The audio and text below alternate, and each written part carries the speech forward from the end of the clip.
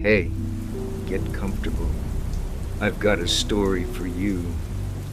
Like and save this for your sleep or relaxation playlist.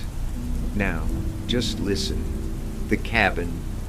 We found the cabin near the end of the road, where the trees started closing in and the sky went dark too early. It wasn't on the map. Just a single light in the distance, barely visible through the rain. We'd been driving for hours, talking about nothing important. Old memories, plans we never really meant. The storm came out of nowhere, heavy enough that the road disappeared beneath us. When the engine cut out, neither of us spoke. We both knew we weren't going anywhere. The cabin felt like luck. Inside it smelled like wet wood and smoke. There was one table, 2 chairs, and a fireplace that still had ash in it. Whoever had been there last hadn't rushed to leave. We sat down, soaked, listening to the rain hit the roof. That was when he went quiet. He'd always been the loud one, the one who joked when things got uncomfortable.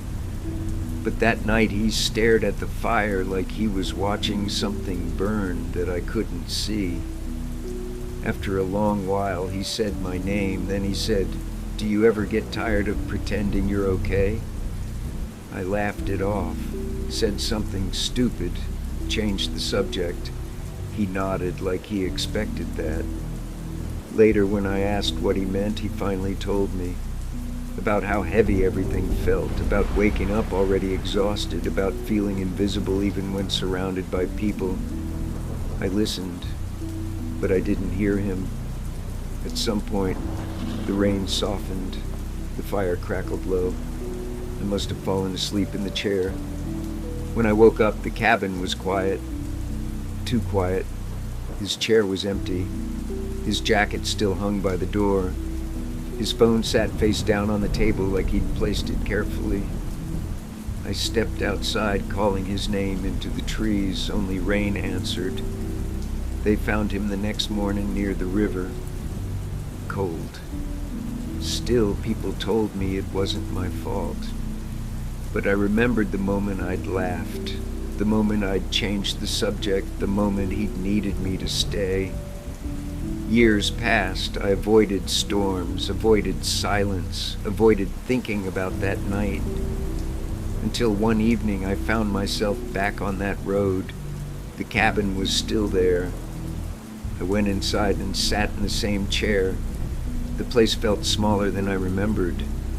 Or maybe I'd just grown heavier.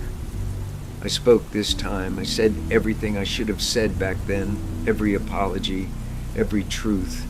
Every word I'd swallowed. When I stood to leave, the rain had stopped. The forest was quiet. Some places don't exist to trap you in the past. Some exist so you can finally let it go.